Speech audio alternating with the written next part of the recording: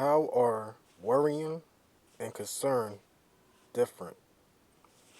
So, worrying is the father of stress. Concern is the brother of worrying. Worrying is Scar from The Lion King. Okay? Concern is Mufasa from The Lion King. Mufasa was concerned about his child going to the Badlands. And that is cool. Concern is okay. Scar was always worrying about trying to be the king and take it from his brother, the kingdom from his brother. Scar, worry. Mufasa, concern. Worrying is the father of stress, the brother of concern, and worrying is when you cross that line from concern to worrying. Okay? When you cross that line from concern to worrying, that's what worrying is. Stress comes from doing something outside of nature, outside your norm, out, outside of your intended purpose. Working is unnatural. Animals don't work. But does that mean that you can't have a job? No. Animals focus all off of instinct with a little bit of thinking. People focus mostly off of thinking with a little bit of instinct. So, this is the thing. If you're working or you're going to a job and you're doing that job just to survive, then that is unnatural. That is outside of nature. That is making you sick. That is making you stressed. Now, if you're going to a job that you actually enjoy, like to do, then it's not really working, is it? It's not really working. So, you don't have to work to make money. You can enjoy what you do and make money. Okay? Working just means going out your way.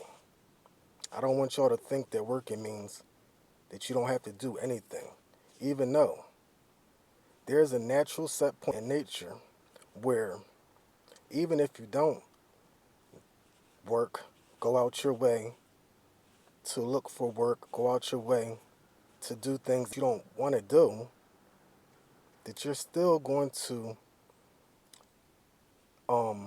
be at a certain point depending on who you are. Okay? There's no real thing as a bum from nature. Okay? What a bum is, there's no such thing as a person being born a bum for the most part.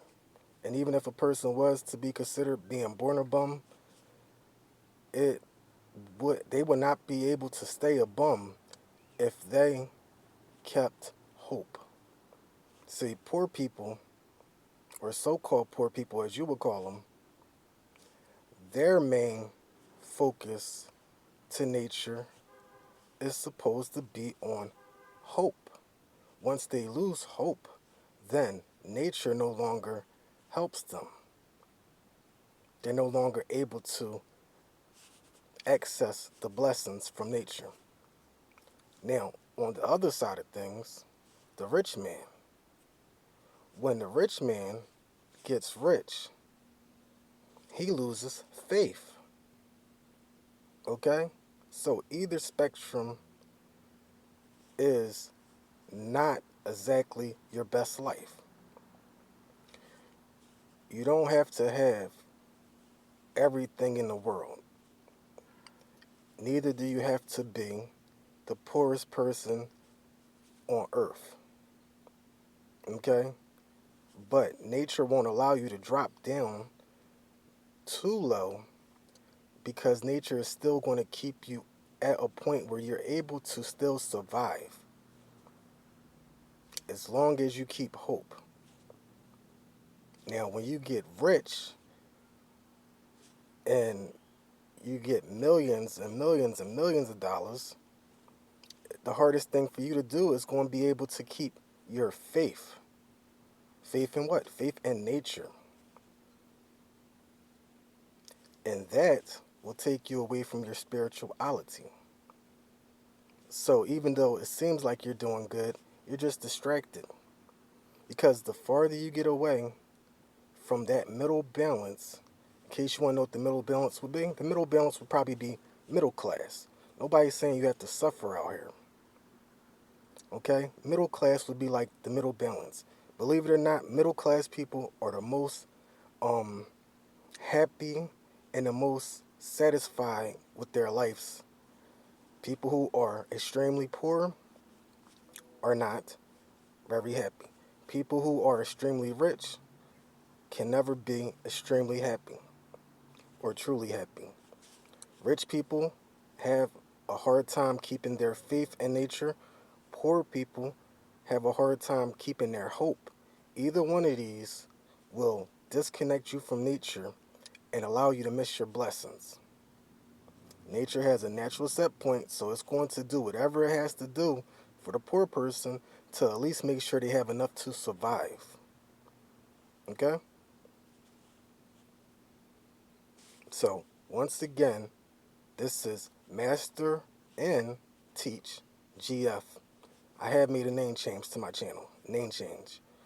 Mastering Teach GF. Checking in and checking out. Peace.